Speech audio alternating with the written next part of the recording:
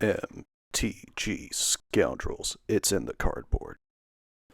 Ladies and gentlemen, scoundrels of all ages, welcome back to another episode of Modern Weekly. Today on the docket, we have my low voice and, of course, Izzet Wizards Metalcraft against Domain Zoo. This version of Affinity, in fact, did well at a recent RC, and we're getting started with a Wooded Foothills in passing. Here's a untapped breeding pool into a Haywire Mite, into a Mox Opal, cracking the Wooded Foothills,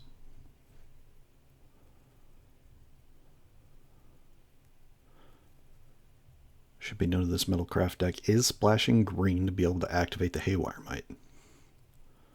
And there is Indotha Triome for the Domain Zoo player.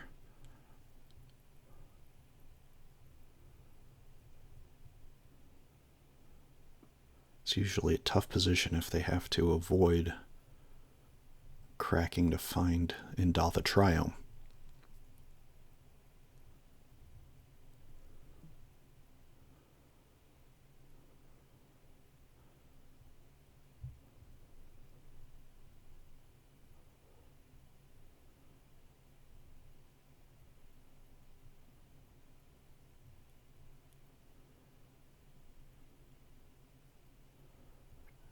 Flooded Strand getting cracked. Going to 16, probably finding steam vents here to turn Domain online. There it is.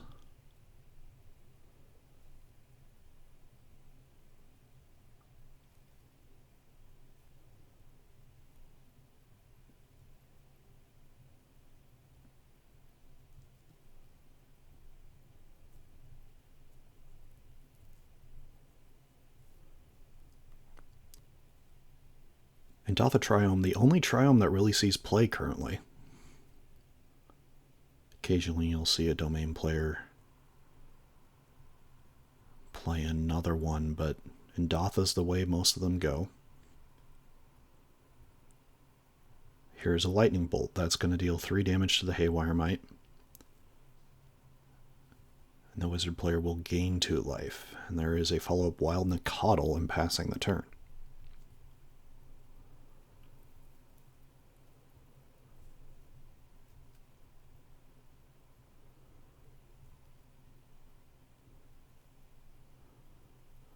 Has a very fancy Urza's Saga.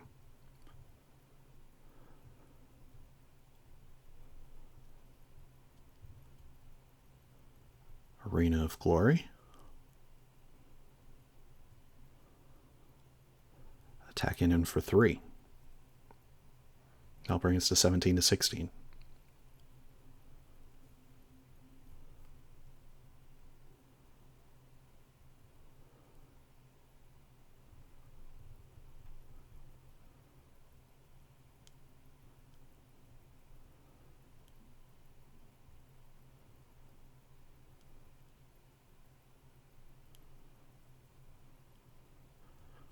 Choosing to run out the Doorkeeper Thrall.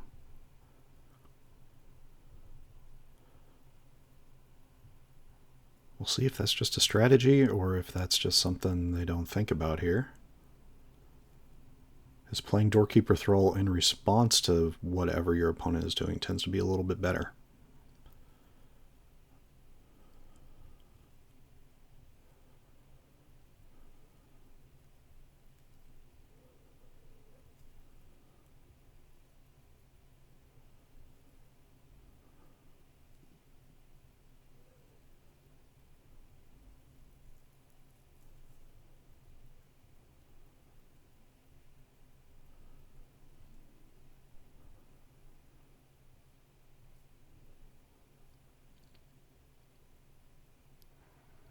So deciding to try to get the Flage going with the Doorkeeper Thrall out, but Unholy Heat in response.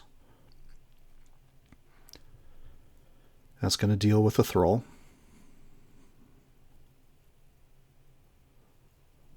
And the Flage is going to end up going to the bin. However, the ETB will in fact happen.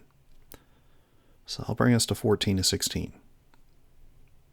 And then after the ETB, we'll be at 11 and 19, because there was a fetch for a Steam Vents there.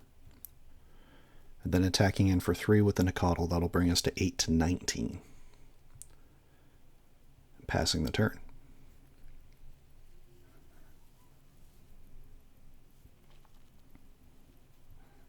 Urza's Saga. We'll see if there is a creature being made or if this is going to be a float of a mana. Looks like floating a mana, going searching.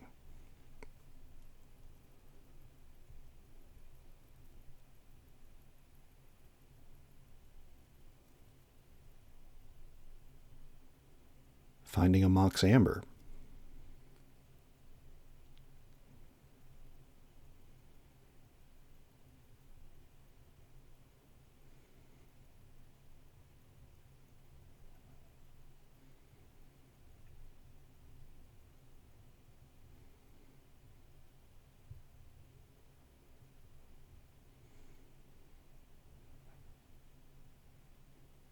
Playing another Urza's Saga.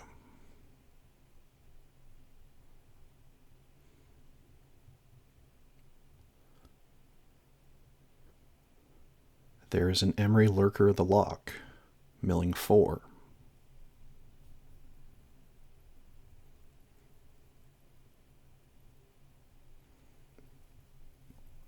Some decent hits there. But that's going to turn on Mox Amber. Casting Tamiyo Inquisitive Student. Passing the turn.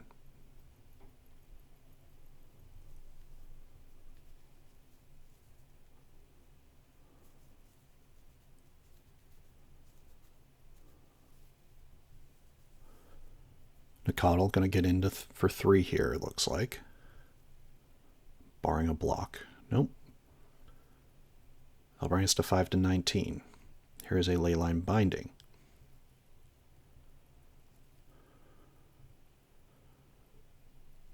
That probably targeting the Emery. Passing the turn.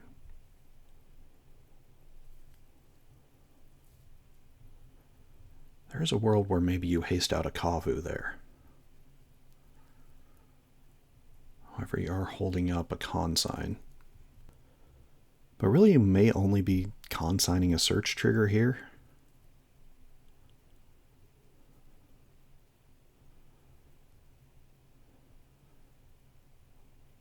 Tamiyo getting in. Oh, getting a little aggressive with it. Consigning the trigger of the Tamiyo. So no clue token is made. Then there's another Emery Lurker of the Loch.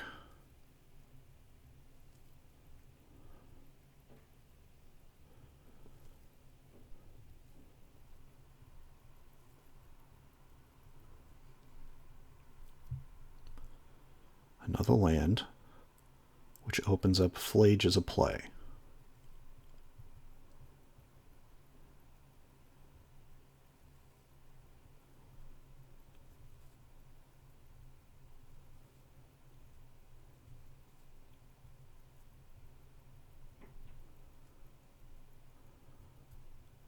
Fetched, found a plains. Now the real question, does the Domain Zoo player choose to go upstairs or go hit the Emery?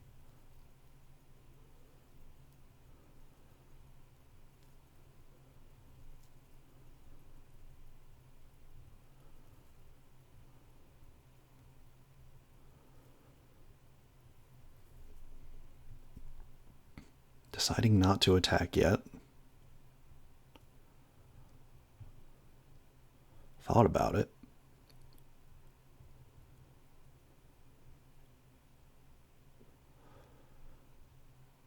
Deciding to go ahead and cast the Flage from the bin for its escape cost. Easier said than done.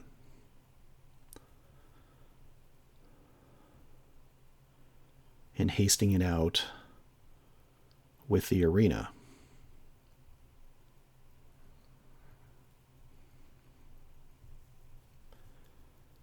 Wow, deciding to go upstairs with it. That may have been a situation where you just take out the Emery. Unholy Heat dealing with the Flage. So now you're just hoping for a lightning bolt off the top. The Construct's going to get made here. I guess going up top just means you have a better chance of winning. Kill the Emery so that way more stuff can't be made, so that way it can't get back Haywire Might. Because now you're really behind on board. And with that Emery, there's a lot of ways to just... But really, yeah, if you leave the Flage in the bin, that's just going to get taken out probably by a Tormod's Crypt off of one of these searches. If that's main board.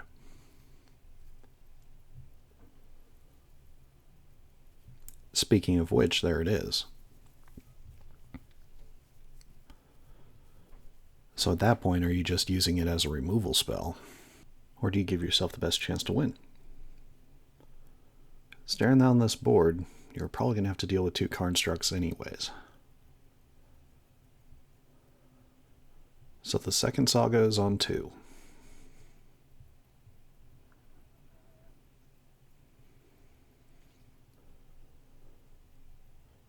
Tapping an Opal. Casting a Preordain. Scrying 2, drawing a card. Both to the bottom.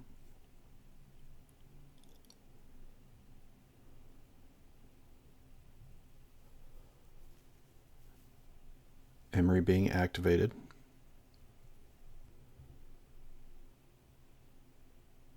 Nabbing the Haywire Might.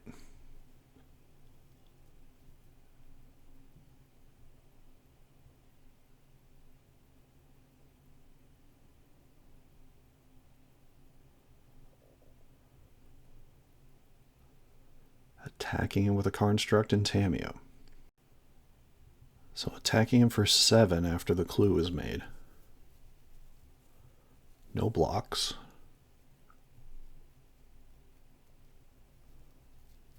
And passing. So here it is. Is there a lightning bolt off the top? No, that is the opposite of a lightning bolt in Leyline of the Guildpact. Looks like there's still a Leyline binding.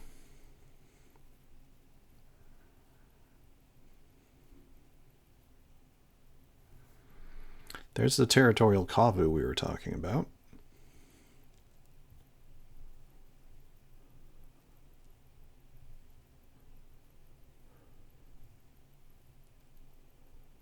Passing the turn. Haywire Might. Gaining 2 life when it dies, destroying or exiling the Leyline binding. That's an interesting play there. Taking the Tamiyo when you could have taken the Emery.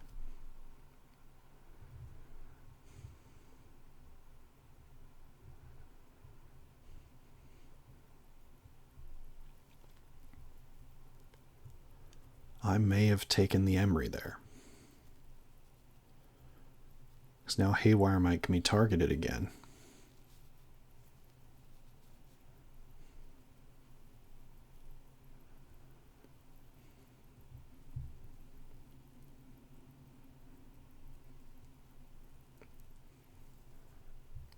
Though that may not even matter here.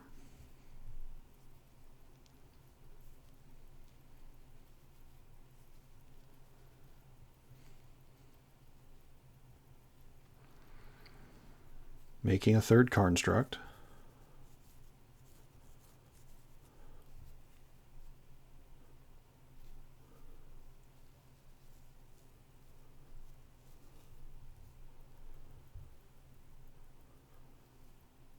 Finding an Aether Spell Bomb off the Urza Saga.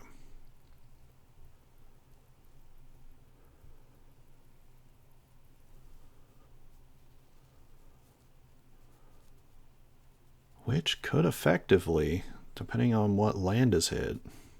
Well, there's a Steam Vents and a Breeding Pool still in play. There's a mountain. There's a Mishra's Bauble. I guess just making him as big as possible. You could have used Aether Spellbomb to bounce a couple of these creatures and attacked in for lethal. Karnstruck's getting in.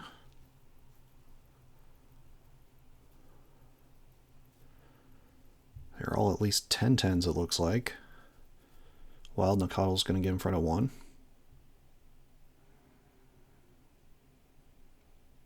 That'll bring us to 4 even.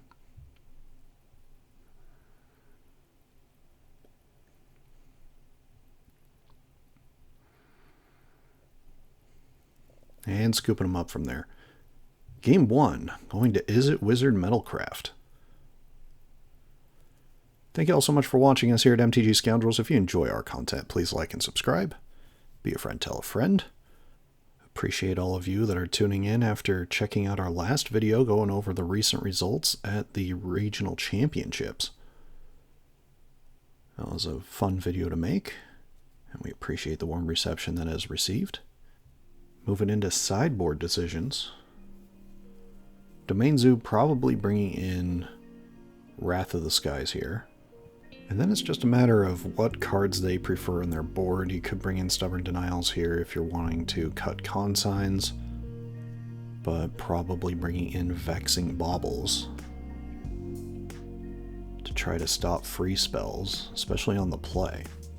Turn 1 Vexing Bauble is pretty effective. In terms of the Wizards player, possibly bringing in some more removal and graveyard hate. Specifically, maybe some Soul Guide Lanterns, maybe another Tormod's Crypt. But really, Blood Moon is definitely a card that will come in here, and I wouldn't be surprised if there's a Strix Serenade coming in here as well. Moving on to our ads, definitely check out our friends over at Arcane Artistry. Happens to be playing in this video. They make wonderful food clue and treasure tokens in the stained glass style. Link to their Etsy shop is in the description. They've been featured over on EDH Hijinks as well as the Spike Feeders, and of course on this channel, so definitely check them out. And of course, check out hosts of our channel, Grove Warden Games, a wonderful place to storm out. Link to their store in the description below. And check out artist of our channel, Sean Gerard. They make wonderful art and are open to new projects, whether you're looking for a gift for a friend, a gift for someone else, or just looking for something in a professional setting. Their Instagram is up on the screen for the QR code, and their email in the description. Definitely check them out. Last but not least, check out our socials. We are at MTG Scoundrels over on Blue Sky, Twitter, and Facebook. Feel free to talk to us over there about the format and all things Magic the Gathering. We are most active over on Blue Sky. Love to hear from y'all. In the comments below, let us know what decks you're wanting to see moving forward. I know some friends want to be playing Allies. We've been really enjoying the Phoenix Fleet airship lists.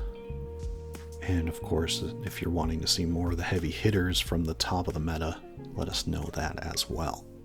And with that, let us move on to the next game. Alright, here we are, moving in to game number 2. This match between Izzet Wizards Metalcraft and Domain Zoo. These Metalcraft lists getting lumped in with affinity on most online platforms. Alright, after the Wooded Foothills, here is a Fiery Islet into a Mox Amber. And there is a Mox Opal.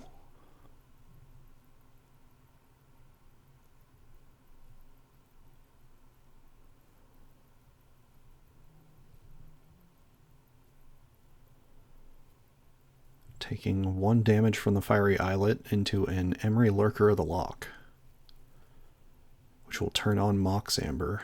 A pretty solid start here for the Wizard Metalcraft player.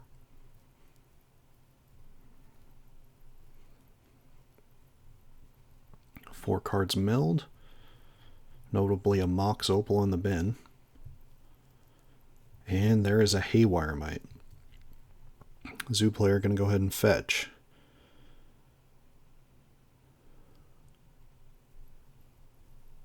casting a lightning bolt to kill off the Emery.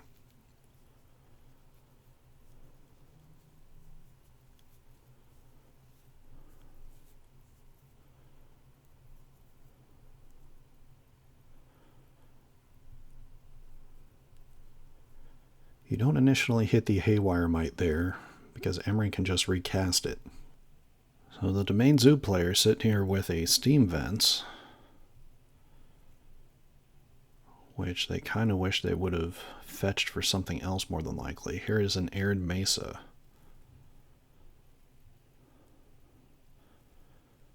Into a Doorkeeper Thrall. Might have been worth just holding that back and waiting to see what happens. Speaking of which, there's Unholy Heat dealing with the Thrall immediately.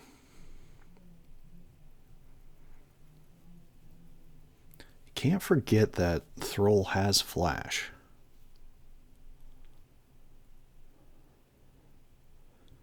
Maybe the idea was to eat a spell up there. But here's another Emery Lurker of the Lock. Being able to counter that ETB would have been pretty helpful.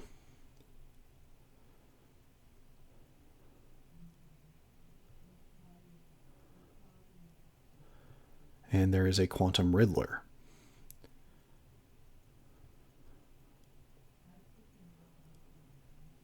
Probably would have been able to stop the double spell. Well, maybe not. Still found an island.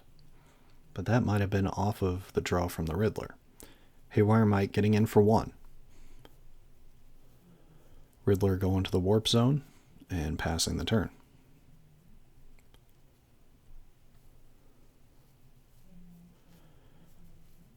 Having double Emery both games, very strong for the Wizard Metalcraft player. Here is a third land.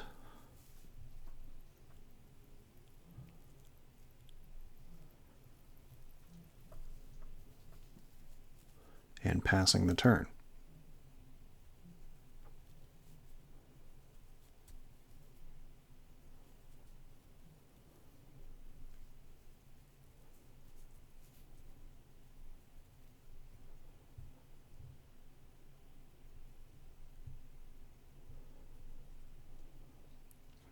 Three mana.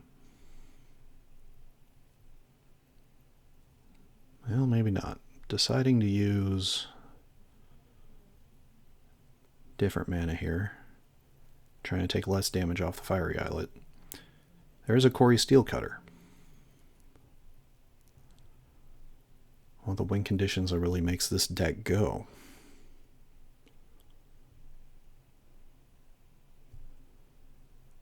Emery targeting. Well, looks like a Mox Opal.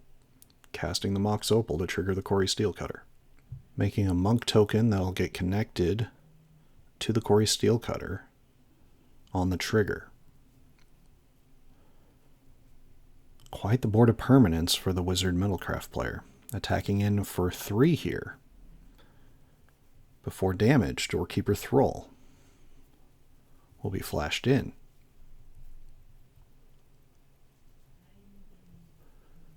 Possibly going to block the Haywire Mite.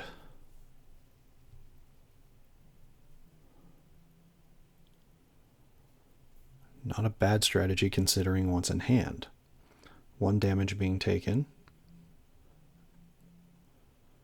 Oh, there's Flame of Anor. With the wizard on the battlefield drawing 2 cards. And killing the Doorkeeper Thrall. So now taking 4.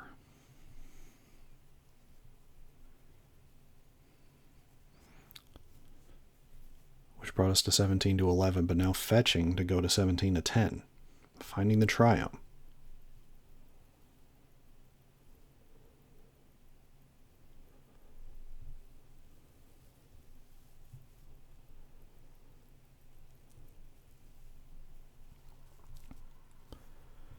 That Flame of Anor really clutch right there. It possibly blew open this game. Leyline of the Guildpact off the top might as well have been a land draw. There's a Lush Portico, putting a land into the bin. That is one of the problems with these Domain Zoo lists. It's something they have constantly been trying to combat. Flooding out instead of finding threats is the Achilles heel.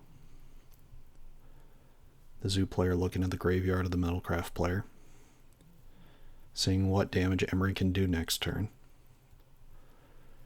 Leyline Binding is going to target the Haywire Mite.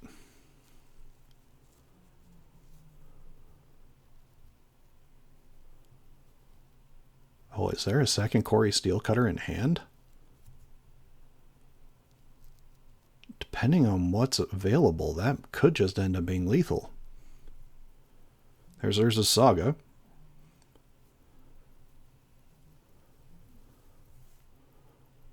Opaline Saga casting Cori Steel-Cutter.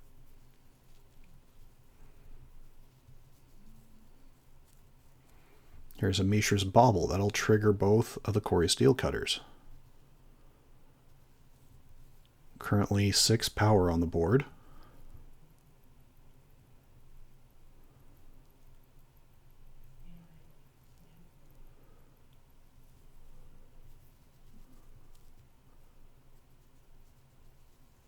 Seven power, excuse me, thanks to the initial cast of Cori Steel-Cutter on at first that triggered the prowess of the first monk token. Here is a Shadow Spear, that's more.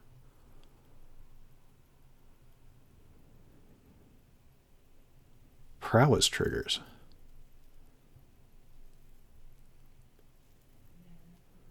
So 6 power there with the Cori Steel-Cutters.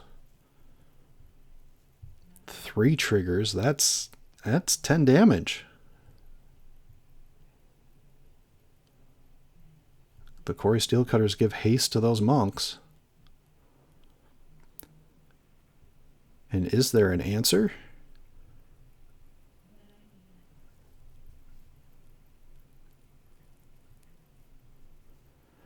Showing the 2 lands and scooping them up. Just like that, Wizard Metalcraft taking game, set, match. Thank you all so much for watching us here at MTG Scoundrels. If you enjoy our content, please like and subscribe. Be a friend, tell a friend. And we will see you all next week.